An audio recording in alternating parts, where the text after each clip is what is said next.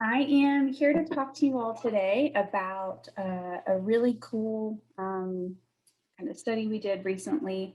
And I've got a lot of data to share with you, so I'm going to kind of dive in real quick. But before we get too into it, I wanted to introduce myself if you're not familiar with me. My name is Abby. I'm part of the team over at QGIve.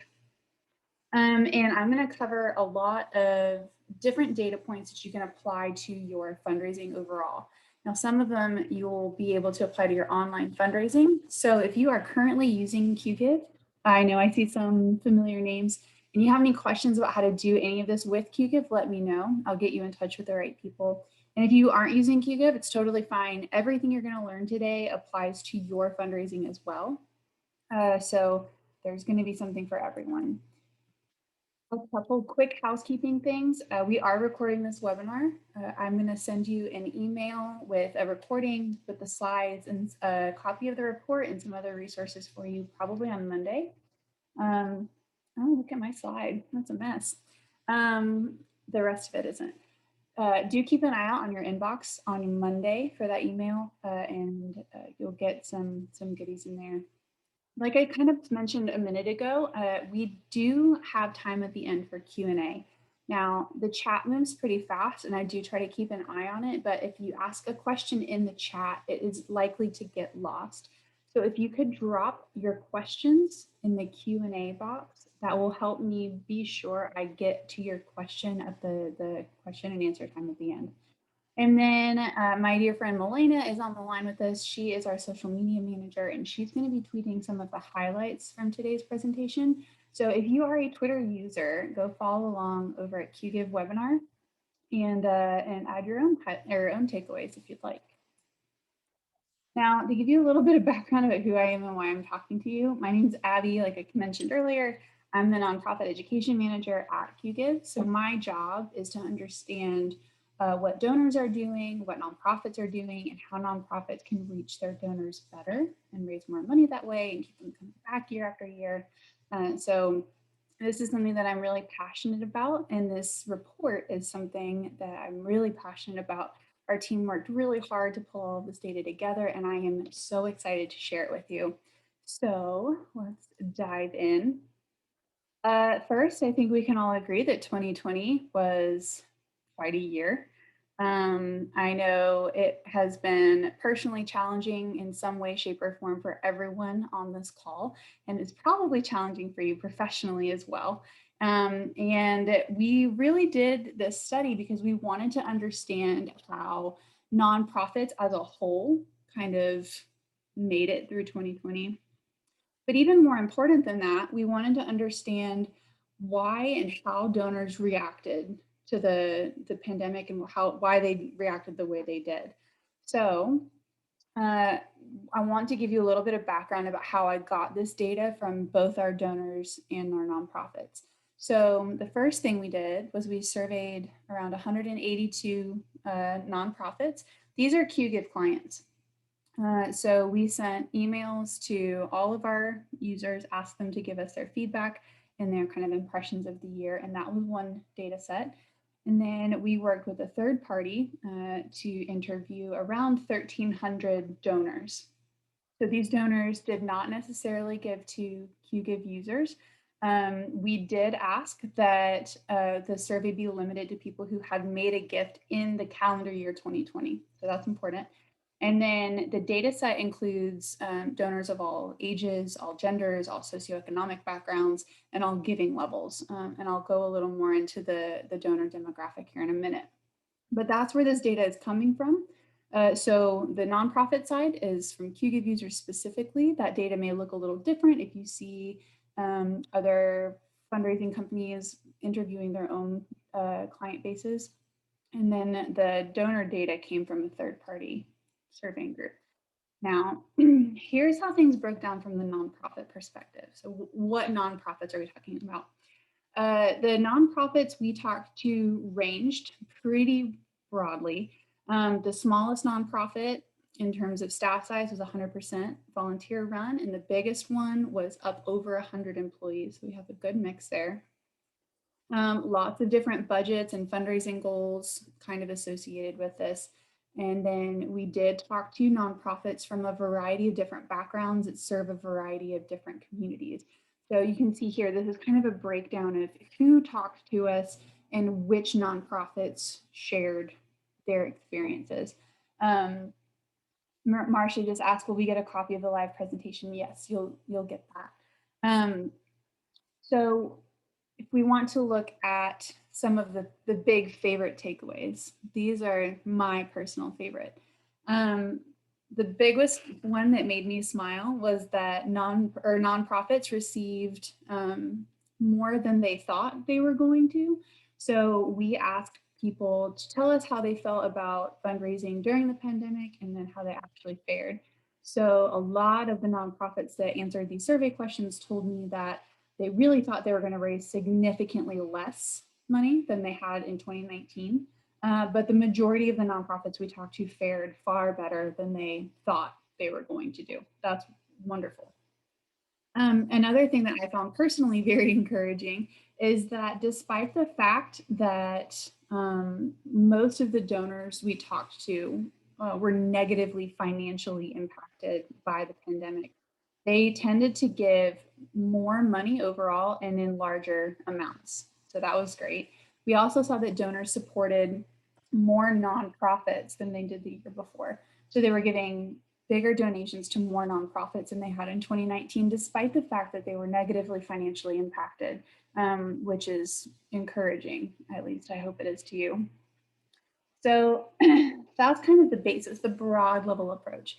There's so much data in that report that I can't present it all to you. So what I'm going to do instead, I'm going to show you 11 different takeaways that we got from the data and how to apply those takeaways to your nonprofit. And the first one we really took away is this. It's time to build a crisis communication plan for your nonprofit. And just out of curiosity, would you drop a yes in the chat if your organization has a crisis communication plan? I'm very interested in that. I know QGIF has one that we worked really hard on, and we, thank goodness we had one, because last year certainly involved some crisis communications. But the interesting thing is that, okay, so I'm getting a couple no's. Now, you're in great company if you don't have one. At the beginning of, or during 2020, more than 65% of our nonprofits did not have a crisis communication plan in place. And that makes communication very difficult when you are having to process a situation. You don't want to have to dedicate brain power to anything when you're that stressed out. But the interesting thing is that nonprofits are starting to see the value of having a crisis communication plan. And you can see that here in this chart here. So you can see more than 65% of folks didn't have one last year, and that is going down. So now around a quarter of the nonprofits we talked to are currently working on one. We have 41%ish have one ready to go now, which is up from 27% that didn't have, or that had one in 2020. And then a lot of movement there. So if you are looking for a compelling reason to come up with a crisis communication plan, this is kind of a great example. So the Ada Jenkins Center is one of the folks that replied to us, and they mentioned that they've been using more frequent electronic communications, and that they were using those communications to tell their audiences about the urgency of the family's needs that they serve. So if you notice, they did a couple of really cool things here. So they're emphasizing, they're emphasizing the growing need. They're emphasizing their impact, and they are communicating all of that to their constituents. Now, if you are a nonprofit, so I'm going to pick on Jacqueline because they're the one that responded most recently. So Jacqueline is tasked with communicating their nonprofit's impact and ongoing need and all these different developments. But Jacqueline is also dealing with their children being at school or out of school and having to do homeschooling. They're dealing with a board that has no idea how to communicate and whether or not they want to be fundraising. They need to handle incoming phone calls from clients who need to know if services are going on the same. There's a lot going on, and trying to come up with a plan in the moment when you've got a lot going on is very difficult. So having a crisis communication plan in place is going to be very helpful when you have to deal with a crisis. So here are some tips for putting one together. So if you're going to put together a crisis communication plan, and I'll send you some resources that you can use to do this, really what you're looking to do is to anticipate situations that will arise and come up with a plan to address that. So you may need to start by asking yourself what even constitutes a crisis. You may need to think through big global situations like the global pandemic that we're still kind of dealing with. You may need to address kind of local situations. So if you have a natural disaster that you have to respond to, if you have something internally at your organization, God forbid that's ever something you have to deal with, but it is something you have to think about. If you have an angry employee leave, how are you going to address that situation? The idea here is really to anticipate any situations you may encounter and then come up with a plan for dealing with them. So here are some questions you can ask yourself. So what is a crisis to your organization? That's going to look different for everyone. Who's in charge of communicating during this crisis? Is it going to be you? Does it need to be someone in your social media department? If I had to guess, I would think that you would have to have several people that are all kind of working together to get the word out and to handle this crisis. You may want to have some scenarios in place that will help you kind of put into practice this crisis communication plan just as a dry run. So this is something that I've done with organizations I've worked with. You say, okay, a hurricane has hit Lakeland, Florida. This does happen all the time. And power's out at the facility. We have to communicate that we aren't having our programming that day. Who's going to do what, and kind of run through that scenario. And then a question that you may need to address is if you're going to have to stop fundraising. Out of curiosity, would you drop a yes or a no in the chat if you did have to stop fundraising at one point last year?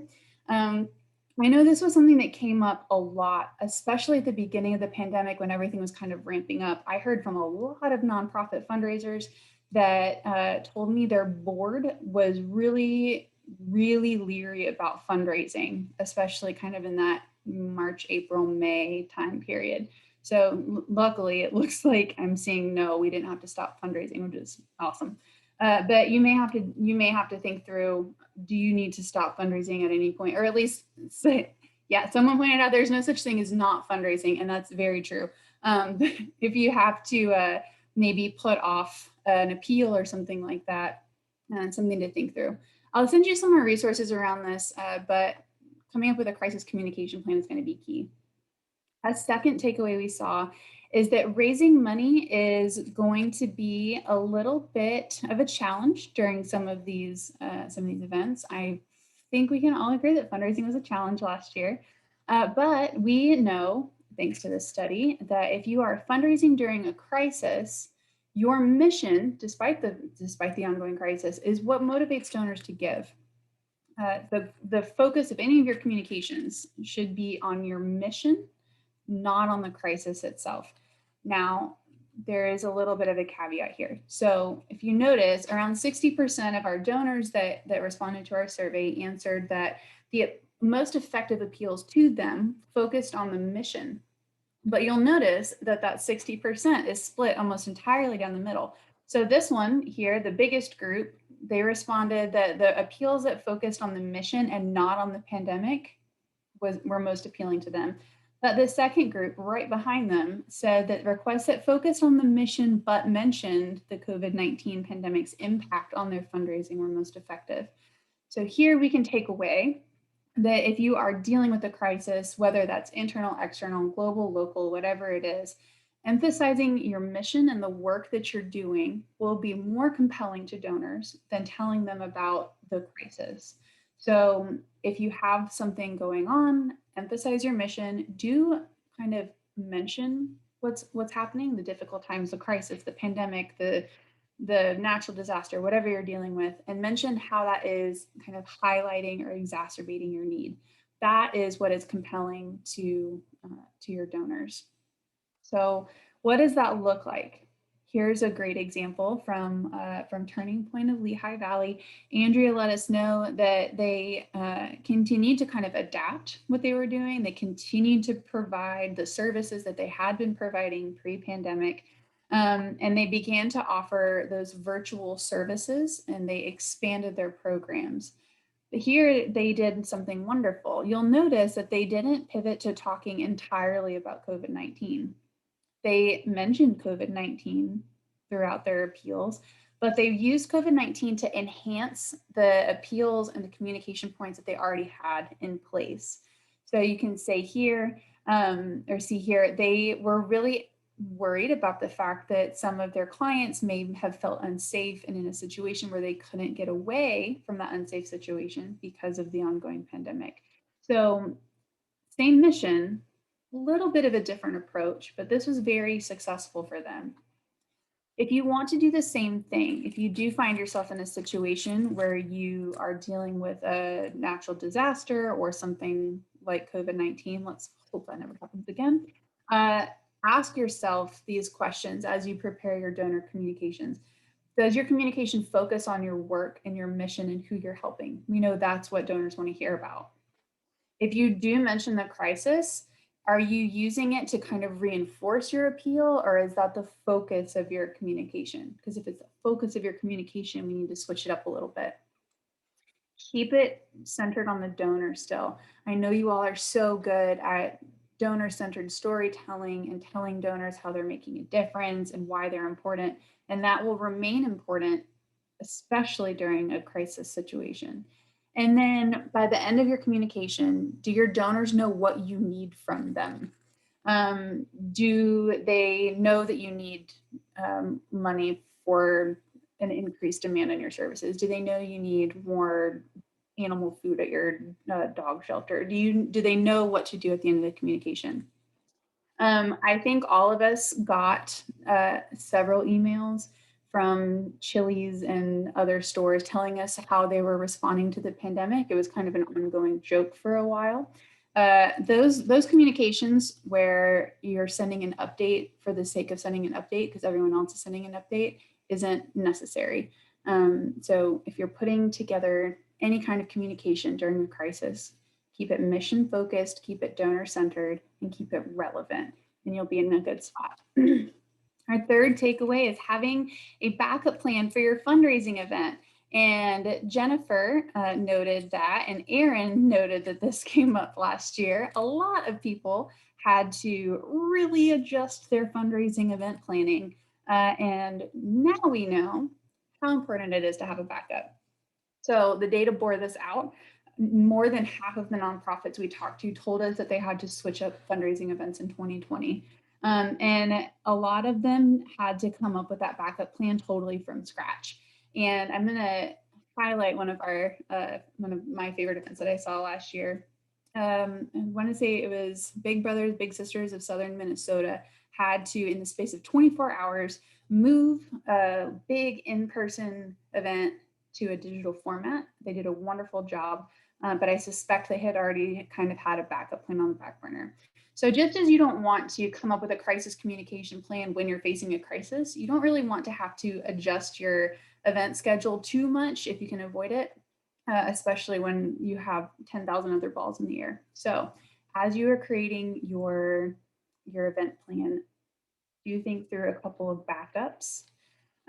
This is a great example from Paige at the Foundation for Galga Parks. Their primary event was canceled really quick. They had to add a peer-to-peer event. The peer-to-peer event ended up being a huge success. They're going to repeat it.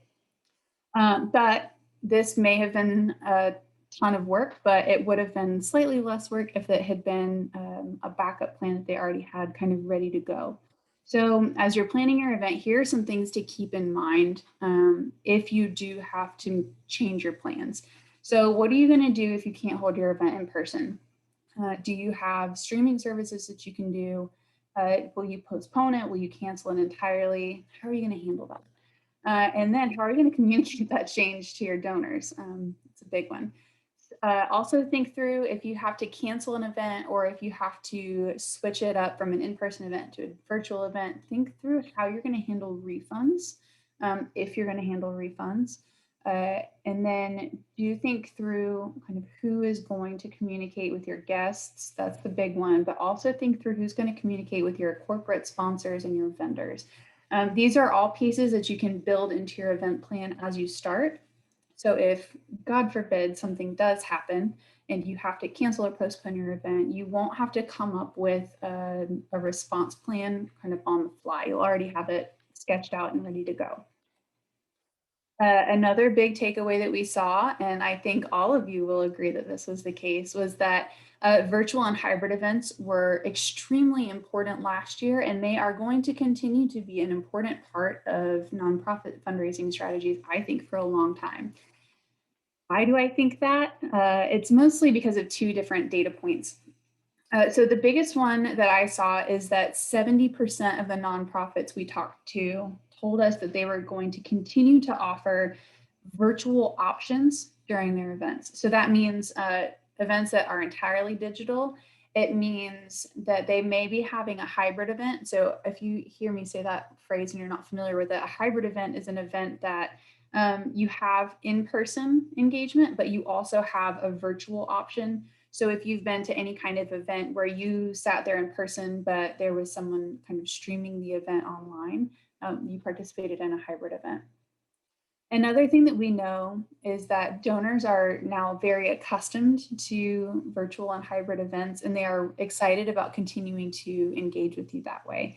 So nonprofits are planning to keep the digital options in their fundraising calendar, and donors are excited about it.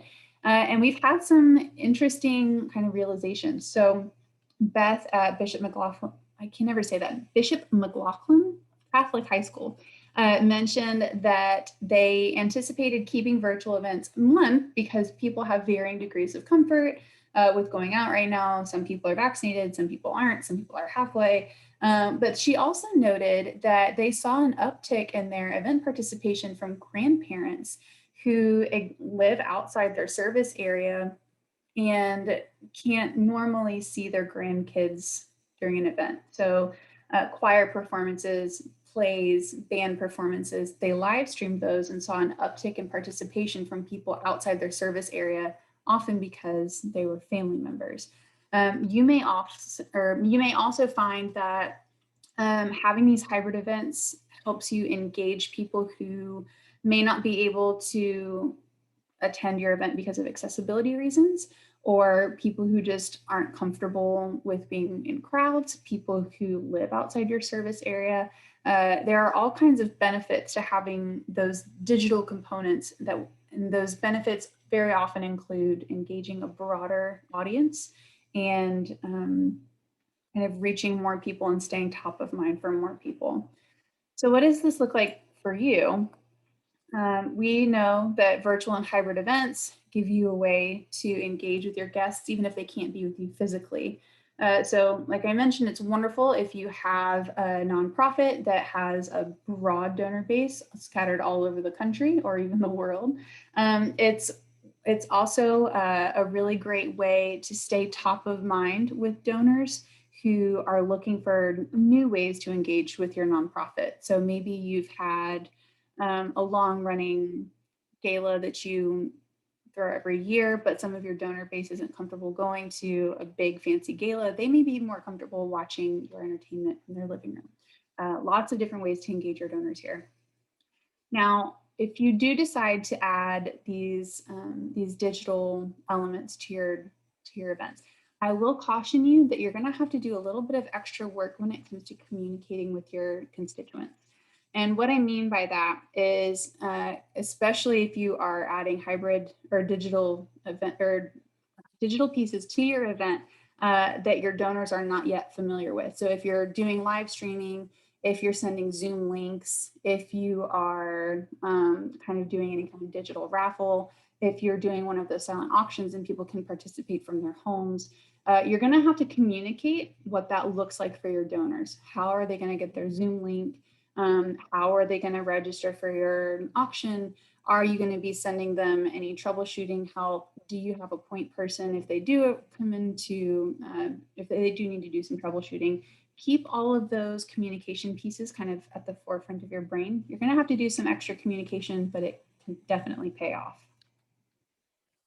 Our fifth big takeaway that we saw is that donors especially gravitated towards social media and your website when they were looking for updates.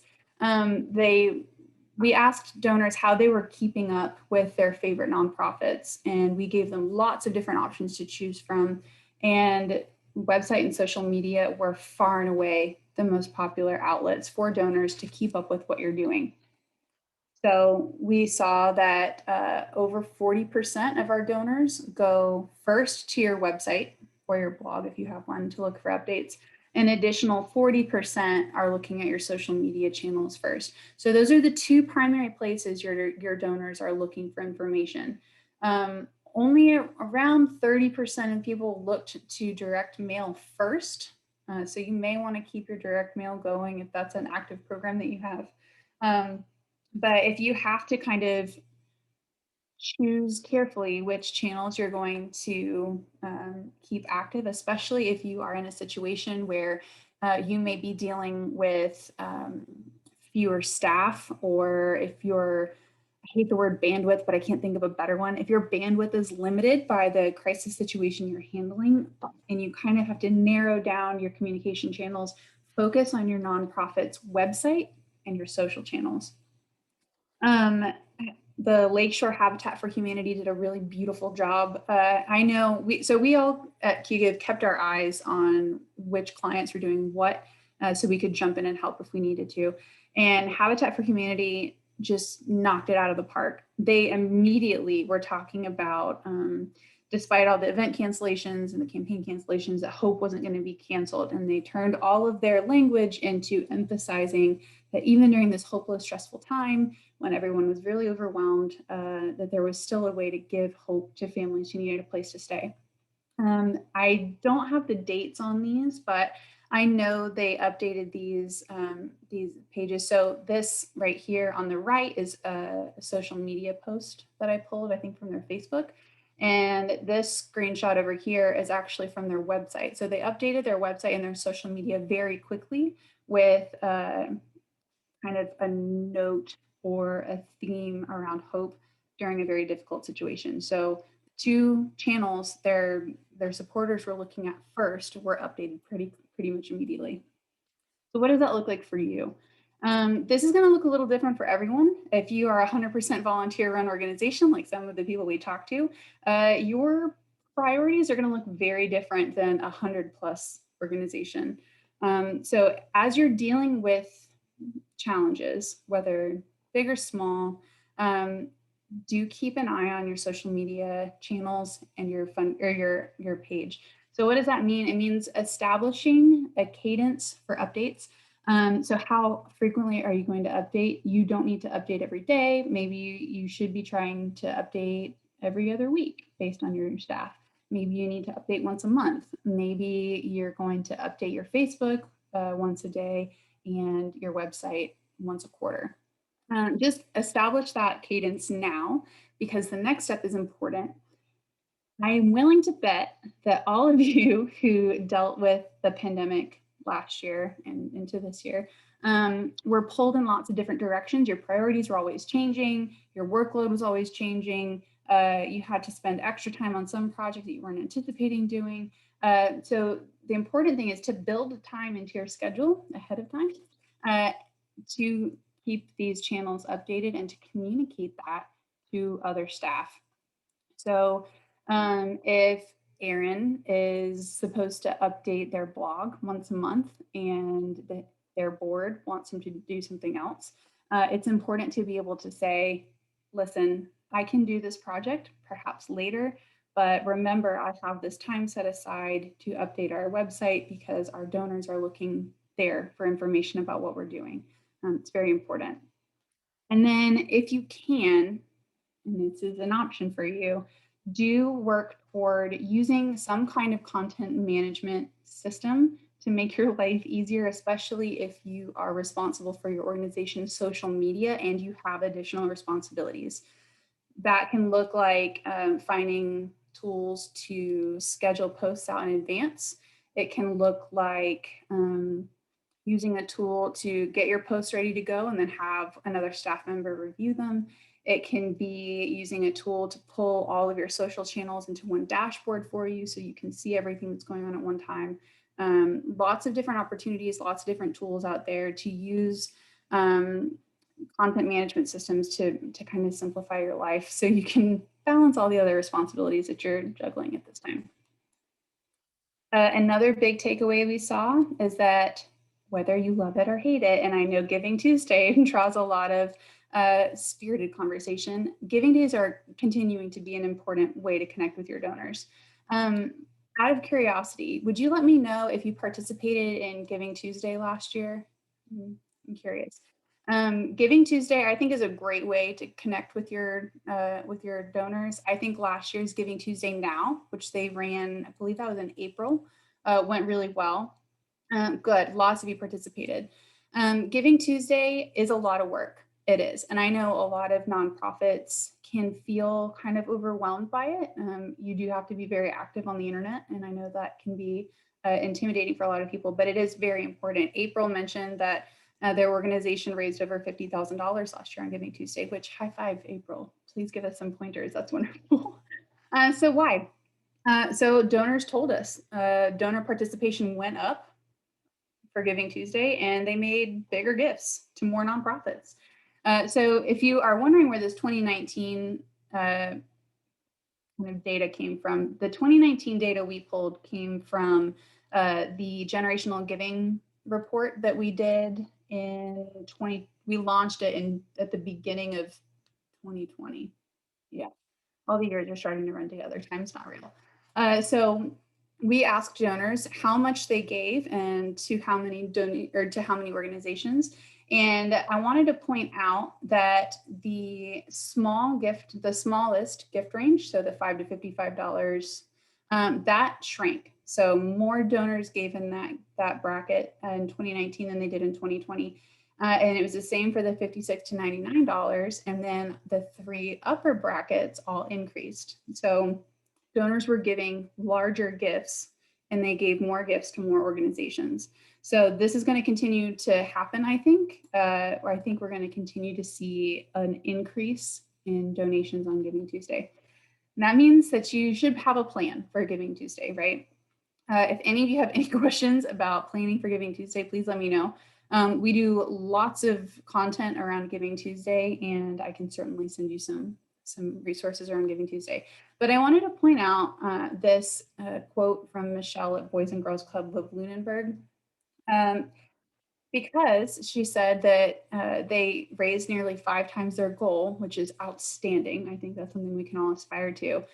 But she said she was most proud of the increased communication strategies they had in place that they used leading up to those campaigns. So it wasn't just launching a campaign on Giving Tuesday and ending it on Giving Tuesday. She and her team led up into it and got people excited about it and got people hyped about the campaign. So that day, when the day came, all of the hype that they had built around the event paid off. She said it included many personal phone calls, which I loved.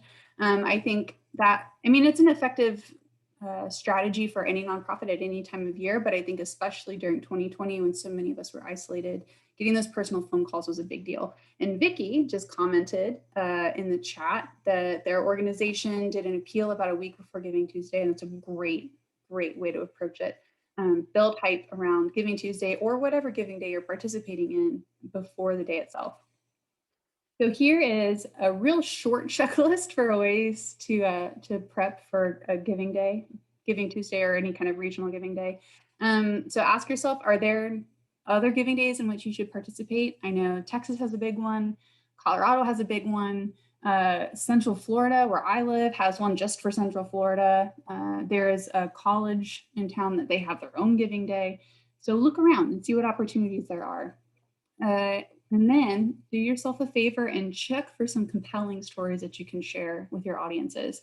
You know that your donors are very motivated by making a difference in the world, and telling stories that will make it easy for them to see how they will make a difference in the world is a great way to engage them on that Giving Day.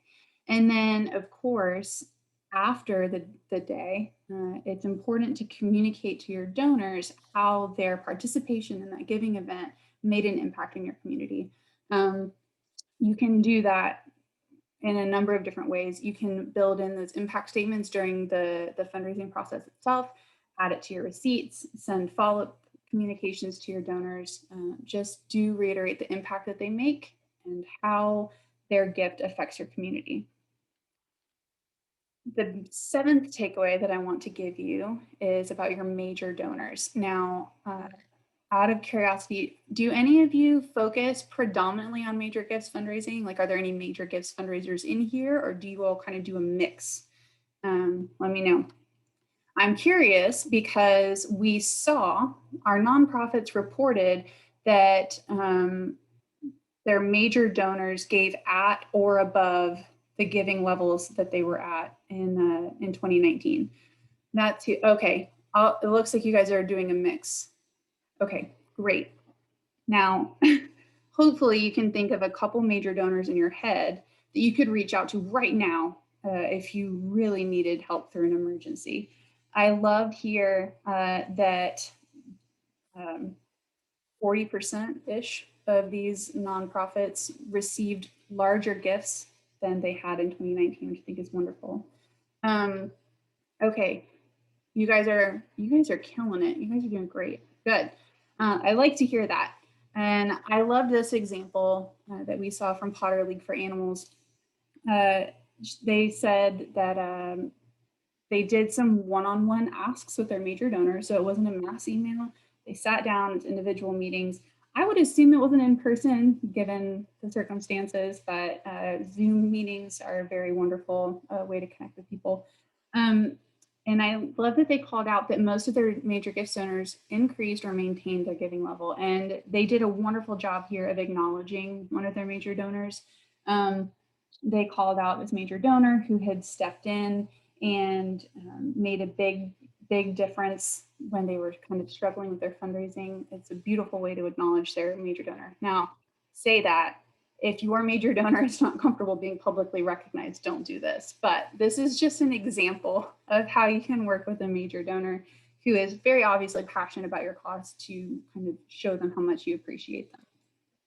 So as you're working with your major donors, remember a couple of things. So you're going to want to focus on your donor retention. And I say here that most donors don't give at capacity. And what that really means is that this man here probably didn't give I don't remember how much he gave. He probably didn't give a major gift right off the bat. He probably gave $20 or $30. So you never know which major donors are hiding in your donor database, and you never know if they are giving at the capacity that they have to support you. So for all of your donors, not just major donors, emphasize their impact and focus on good donor retention practices. But then if you can identify some major donors, it is really important to understand what motivates their generosity. So that way you can kind of appeal to their base motivations. So if you are a cancer organization and you have a major donor who has been personally impacted by cancer, you will kind of work that into your appeal. If you are an animal shelter and you're working with a vet's office and you know why they're motivated to give to you, you can work that into your appeal. And then as you're working with those major donors, if you understand their motivations, you can do a wonderful, thorough job of communicating the impact that they're going to make. So your major donors are going to be a lifeline for you. Have a plan in place to kind of keep those relationships stable right now. And then if you do have to make a special appeal to a major donor, make sure you understand their motivations and address those motivations in your appeal to increase the likelihood that they will continue to support you during a tough time. This is especially important because of this next takeaway, which is all about kind of corporate sponsors. So major donors, they're giving either increased or stayed the same. Corporate donors, their gift sizes either dropped a little bit or stayed the same. So why is that? Well, we know that there were some economic difficulties that happened during the last year, and a lot of our corporate sponsors were either negatively impacted or they anticipated being negatively impacted. So if you find yourself in a situation where you are working with corporate sponsors who are worried about maybe their capacity to give or the stability of their revenue streams or whatever is bothering them, it's important to understand how you can continue to work with them, even if they have to pull back on their giving. So I included a couple different examples here. So Hearts Need Art called out one of their corporate sponsors. They gave them a grant to kind of boost their online fundraising. So I'm pointing out corporate sponsors can be a royal pain. They really can. And navigating those relationships can be really challenging. So you may not have access to someone like Rack Gives Back that is willing to help you build out your technology stack. If you do, that's wonderful. But I would encourage you, if you find your corporate sponsors in a place where they're unable to give at their similar giving levels, work with them to find a solution that benefits both of you. So Boys and Girls Club of Lunenburg shouted out one of the supermarkets in their area that let them set up little donation boxes. So in this case, the corporate sponsor isn't actually giving them any money. They're just letting them fundraise on the premises. You may have corporate sponsors that can't write you a check, but they may be able to give you some in-kind donations that would really help you out. They may not be able to give you a big ticket item for your online auction or your gala or whatever it is, but they may be able to do something else for you. So the important thing here is really twofold. So one, you want to keep the relationship with your corporate sponsor going, even if they can't give to you, because you never know if they'll be able to pick up again where they left off once things kind of turn around, whether it's an economic downturn or whether there's something else going on with them. But then also explore some cashless options that your corporate sponsors can kind of take advantage of.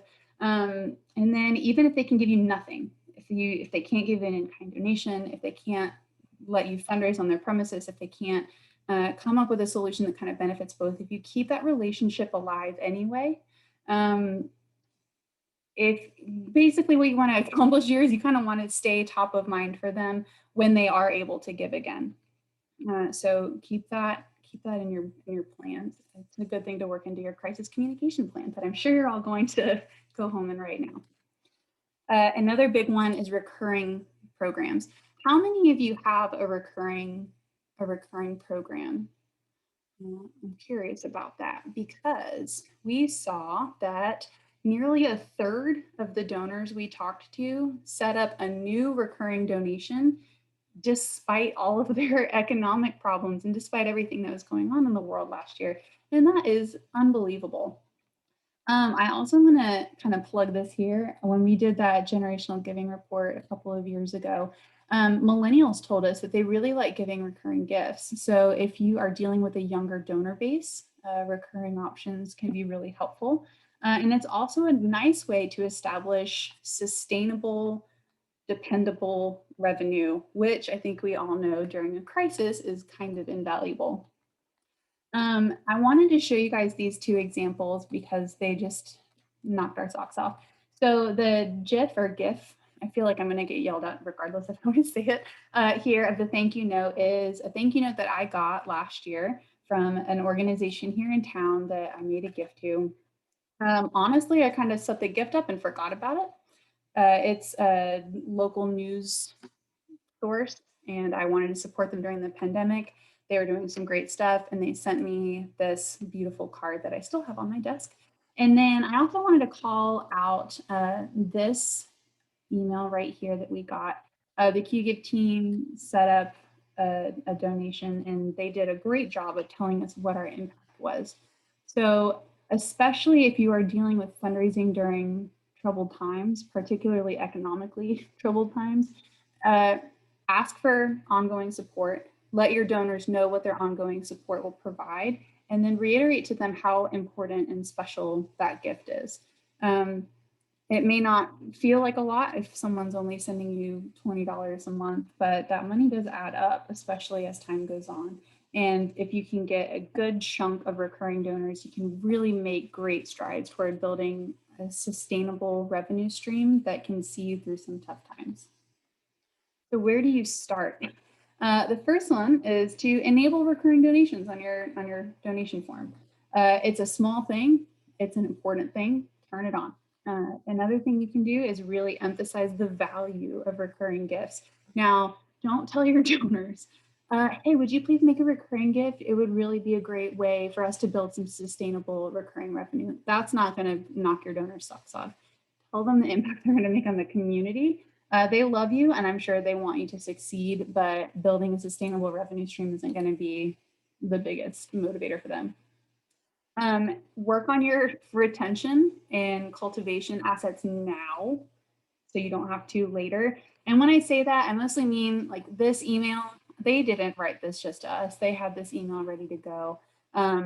They had a process in place for sending thank you notes to their donors. They had welcome emails set up that they could send out when a donor sets up a recurring gift. Build those now so you don't have to when you're trying to put out fires all over the place. And then if you're really, my cat is making himself known. Do try to set up a named program for your recurring donors if you can. A great example of that is the World Wildlife Foundation. They have a special group specifically for their recurring donors. They get swag, they get special promo codes at the store, something like that. Anything you can do to incentivize and recognize your recurring donors will really help you toward establishing a base of these solid, reliable, loyal donors. And our last big takeaway that we're going to focus on is looking at your fundraising strategy now and identifying any weak spots so you don't have to identify weak spots later. Why did we call this out? The biggest reason we pulled this out is because more than half of the nonprofits we talked to added either new campaigns or new giving outlets to their stack last year. So a lot of people, I was very interested to see that 30%, 31% of the people we interviewed added online giving. Probably because I'm a millennial and I've had an email address since I was in 5th grade. I assume everyone does online fundraising, but a lot of people had to set up online fundraising programs last year, which is, I mean, it's hard to do when you're putting out fires and navigating COVID-19 protocols. It's a lot to handle. I also love that so many of our users shared that they launched new campaigns that they've kind of been thinking about trying, hadn't really pulled the trigger. Their board didn't really want to make a change, but then COVID happened and they had to. So a lot of people, I think, did a lot of evaluations of their nonprofits last year, noticed some weaknesses, noticed some opportunities to engage new donors or new groups of people, and then they kind of jumped on it. So if you can do that now, when things are more calm, it would be great to do that now instead of in the future when you are trying to adjust to a lot of changing circumstances.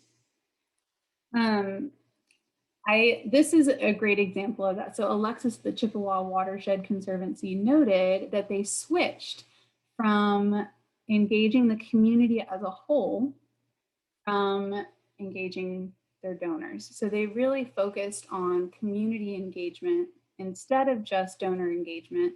And they said it was well worth the extra time and effort. Of course, the Watershed Conservancy had a nice boost of relevancy in their constituents' lives because a lot of us just headed outside because we couldn't hang out inside and kind of cram together and do a lot of the things we usually do. Many people kind of went outside. So they identified an opportunity. They needed to engage their community more. They needed to kind of move away only from working with their donors to working with the community as a whole. And they increased their fundraising and just absolutely knocked it out of the park. So take a little while and evaluate who you're engaging, how you're engaging them, where you're fundraising and how those are going, and then adjust if you see the need to. So some questions you can ask yourself as you go through this process is, what does your donor base look like? Is there a group of people that you aren't currently engaging that you could be engaging? Do your donors want to support you with a method that you don't currently offer? Do they want to give online? Can they do that? And as you answer those questions, take a look at the campaigns that you currently run. Do you need to update any of your campaigns to kind of match your donor base that you just evaluated? Can you add any events, any campaigns, any fundraising tools, or can you get rid of some of them?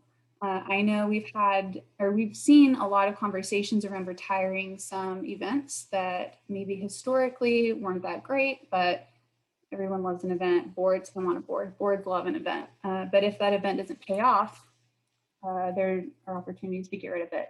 And I think a lot of folks identified some campaigns and some events that they had been holding on to. They weren't relevant during COVID-19 because we couldn't meet or they couldn't get the right tools in place. And they were able to work through what it looks like not to have that event. So ask yourself these questions and see if there are any weaknesses you can identify that you can kind of reinforce and get those strengthened again, and see if there are any areas where you can save time, money, and resources by getting rid of that campaign or that event or that tool. So I gave you a lot of different data points. If I had gone into the whole study, like I kind of wish I could have, we would be here for hours. I don't want to do that to you. So here are the big takeaways, and then I'll make sure that you have a copy of the report. So first one, you need a crisis communication plan. If you don't have one, you're not alone. A lot of nonprofits don't have them, but a lot of them are working toward creating one. And the biggest reason to work toward a good crisis communication plan is because you don't want to have to make hard decisions about communicating with your constituents when you are adjusting to a difficult situation. Get that in place now so you don't have to worry about it later. Your mission is the most compelling reason for donors to give, even if you're going through a hard time. So if you need to reference a crisis that's happening or a difficulty you're facing, you can certainly do that as long as it is used to reiterate your mission and is not the focus of your communication. If you're planning events, do take time to build in a backup plan. It doesn't have to be an absolutely like totally meticulously thought out backup plan, but there should be some backup plan there. What do you do if you can't meet in person? What do you do if you have to have a venue change? What do you do if something goes wrong? It's an important thing to make, again, so you don't have to make decisions when you're frantically running around trying to put out fires. And then kind of in that line, do work on building in some digital components to your events. Donors want to participate with you individually in that kind of digital format. They are used to doing it. It's a great way to engage donors who kind of are in your service area but are unable to participate with you. And it's a great way to meet people outside of your service area that are invested in your mission. If you are having to prioritize your communication efforts, focus your efforts on your webpage and your social media channels. Other avenues are less popular with donors. That's not to say that you need to get rid of them entirely, but do prioritize your social media channels and your webpage because those are the two places people will go first for updates about your organization. If you are wondering whether or not you should be participating in Giving Tuesday or other giving days, the answer is probably yes. We saw an increase in donor interest in Giving Tuesday. They gave more gifts to more organizations and they gave larger gifts to the organizations they supported. It's an increasingly important part of the fundraising calendar. It's important to keep your major donors and your corporate sponsors engaged. With your major donors, they really came through for nonprofits in 2020. They've proven that they're a valuable lifeline to keep that relationship stable so you can depend upon it during a difficult time. Emphasize their impact and emphasize tying their impact to what motivated them to give in the first place. And then as you're working with your corporate sponsors, especially if your corporate sponsors are in a position where they can't give at the same levels at which they had supported you before, work with them to come up with creative solutions. And if they absolutely just cannot support you, if the creative solutions you come up with fall flat, that's okay. make sure you try to keep that relationship alive so that when things do return to normal, and they can support you in the future, that relationship will be top of mind and they will come back to you ready to get back on that train.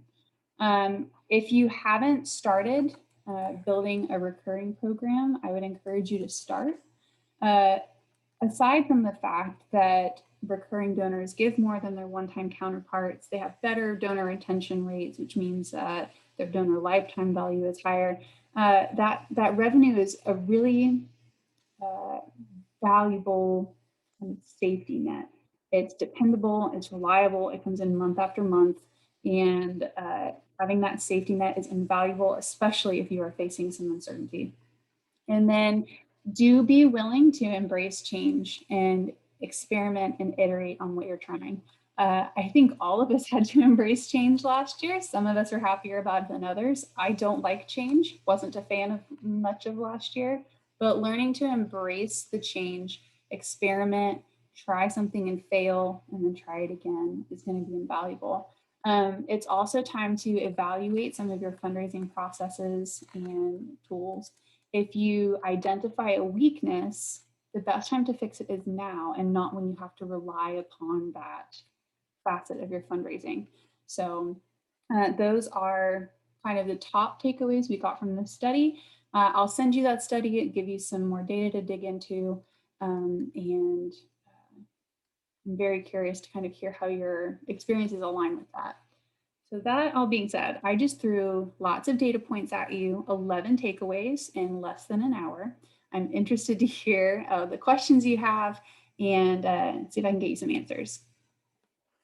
So Jacqueline asked, what is the recommended number of updates or communications to donors each month or quarter? And Jacqueline, the answer is, it depends, which is not the answer anyone ever wants to get, but I don't know how to give you another one. So here's how to try to navigate this. So the number of updates and communications you're going to send will vary based on the channel.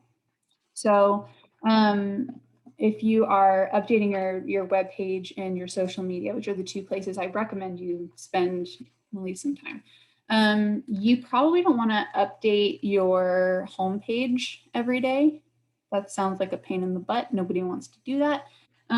If you have the capacity to make an update once a month or every other quarter, try that. And when I say update, I don't mean like rebranding your whole website. You don't have to do that. I mostly mean put up a blog article talking about what you've been up to this month, or make a statement about how your clients can get more information if you're dealing with a tough time. So that example I showed you of the update to the web page, it talked about impact numbers. That's a good thing to kind of update. You're going to want to update your social media much more than your homepage. So I don't think updating Facebook once a day is too much. You're going to want to kind of base that on a number of things, including your capacity to do that. If you can't update once a day, is there someone who can? If you can't update once a day, I would encourage you to at least do like every other day or every couple of days. We know from that generational giving study that I've alluded to a couple of times that a lot of the younger generations in particular are suspicious of social media channels that are not regularly updated. And if you are only updating even once a week, that can be kind of off-putting to some donors. So it really depends. It depends on your bandwidth and your capacity to update things, and it depends on your donor base. So kind of feel things out. If you are curious about how you should be doing it, I would encourage you to take a look at some of your, I don't want to say competitors because it's not a competition. Take a look and see what some other nonprofits in your kind of vertical are doing. If you are an animal shelter, look and see what the animal shelter the next town over is doing. If you are a health-focused organization, look and see what your local hospital foundation is doing, and then kind of adjust from there. Let's see. I know I saw some other questions and I can't keep up with them. Well, I'll say this. if you have questions as you process this information, as you watch the recording, as you go through the slides, I'm going to send you all of that. Do feel free to reach out to me. This information it's data heavy and there's a lot to unpack, and I would love to do that with you. You're going to get several resources from me, including a copy of the report itself with all of the information and like 8 million graphs. And you're going to get some other kind of how-to information. If you have any questions at all about how to act on the data that is in the report, please let me know. You can email me. You'll have my email address because I'm going to be the one sending you the report, and you can tweet at us. You can do whatever you need to get these answers. So let's see. Jacqueline asked if I had 2 to 3 minutes for questions about QGIve. So yes, Jacqueline, if you would like to ask me any questions about QGIve, I'm happy to do so. If you guys don't want to listen to answers about QGIve, I hope you have a great afternoon. If you are interested, stick around. I'll be answering those, Jacqueline, if you would like me to. All right, everyone, I hope you have a wonderful afternoon. Jacqueline, drop those questions in there and I will answer them for you if I can. And if I can't, I'll find someone for you who can. All right, everyone, have a great afternoon.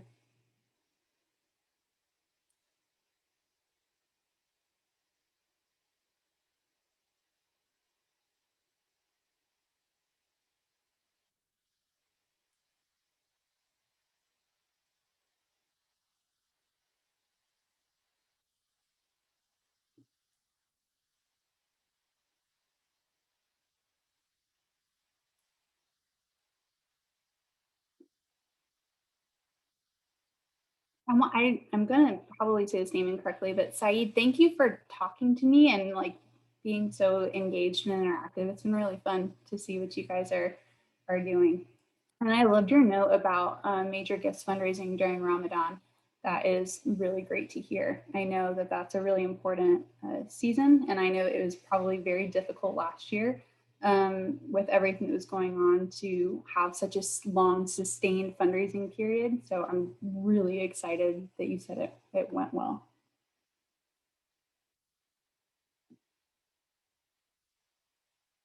There are still several of you hanging out for QGIF questions. I'm excited. Oh, Jennifer, you're welcome. This has been really fun. I love doing research studies. I know it's not everyone's cup of tea, but the donor data is so interesting to me. Being able to paint a picture of what donors were up to last year was really great. And I can't wait for you guys to see the full report, just because there's so much wonderful information about the different donor bases that I couldn't work into this presentation unless I wanted it to be 3 hours long, which no one wants. Okay, Jacqueline, our organization was born out of the COVID pandemic, but we did do an environmental scan to justify why we must engage. We are working on a communications and fundraising appeals plan that focuses on our core mission. Cool. Donna, any other tips for other ways to raise money? Donna, I could probably ask for, okay, I'll rephrase that. I have a lot of tips. But if you could give me any guidance about like, where you're looking to raise money, are you looking to find new donors? Are you looking for ways to re-engage lapsed donors? Are you looking for opportunities to get existing donors to kind of upgrade their support? Let me know and I'll try to point you in a more specific direction.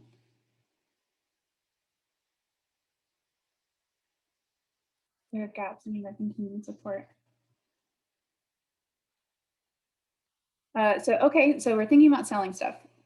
Okay, so there are a couple of different things you can do. So, and a couple of different elements to keep in mind. So the first thing, if you are selling anything, it's important to communicate to donors that only part of that transaction will be tax deductible. And it may require some bookkeeping on your end. So if you are, this is what I mean. So if you're selling t-shirts and the cost of the t-shirt is $8.50 and you're selling them for $20, your donors need to know that the $8.50 aspect of it, the direct cost, is not tax deductible. Now, I will say that the majority of donors don't really care too much about tax deductibility, especially if you're offering something super cool like an awesome t-shirt. But it is something to keep in mind. Another thing I would uh, think through if you are looking to sell things online is the fulfillment aspect of it. Are you going to be shipping? Do you need to have a special account with the postal code or the postal service? Do you need to hire anyone to do fulfillment? How much should you be charging for shipping? Those are some things to think through. If you are thinking through selling event merchandise, there are some cool places that you can take a look at. I think Bonfire is a t-shirt company that you can create and sell t-shirts. They do all the fulfillment for you. They're not paying me to say any of this. I have just bought some Bonfire shirts before. That's a cool thing. You may want to talk to your accountant about some of the tax laws around that. If you're a nonprofit and you're selling something, do you still have to charge a sales tax? That will vary wildly depending upon where you are. So check out some of those different opportunities, but make sure you ask questions about tax. Make sure you ask about fulfillment, and I would honestly encourage you to kind of talk to your donors and see what kind of materials they're interested in buying. If that makes sense. Jacqueline said, for fundraising, I've seen other charities doing birthday fundraisers where the celebrant asks friends to donate to a designated charity. Can we do this on Facebook using a tool supported by QGive? Facebook is what individuals use to communicate with their friends. Yes. So Jacqueline, there is, if you search the phrase DIY fundraising, that's the kind of the industry term for what people are doing when they set up a fundraiser for birthdays. I'm trying to think of a good example of an organization that does it well, but essentially what they do, you can use a peer-to-peer fundraising tool, the same thing you would use for a 5K or a charity bike ride or something like that, and give people the opportunity to create a page for their birthday. So let me see if I can find an example. I'll chat that over to you guys now. You don't want to look at my Zoom. So the best way to do that, so yes, people are going to be predominantly asking on Facebook. There are some challenges when, as a nonprofit, when it comes to dealing with those Facebook fundraisers.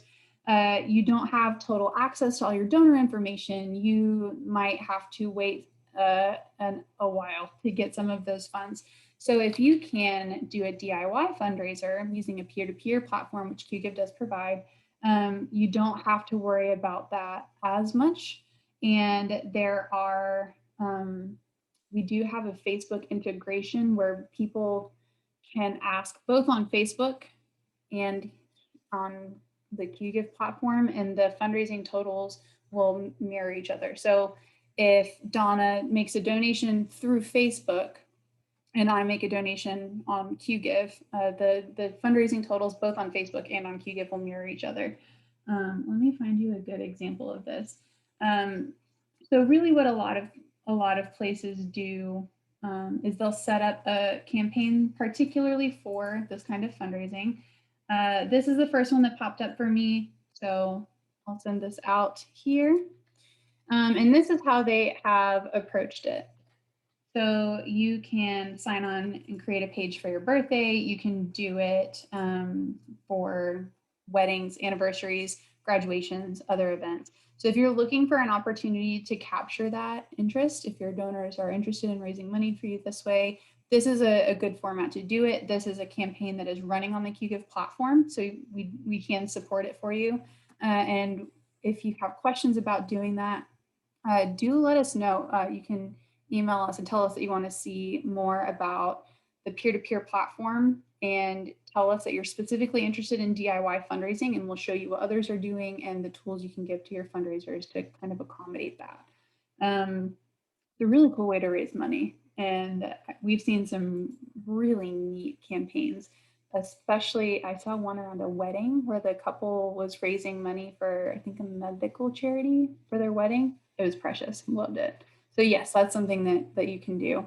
And then because it's peer-to-peer fundraising, it is very social, just kind of by its nature. So if I'm raising money for your organization, I'll probably post to Facebook a number of times asking people to get involved that way. So there's that question.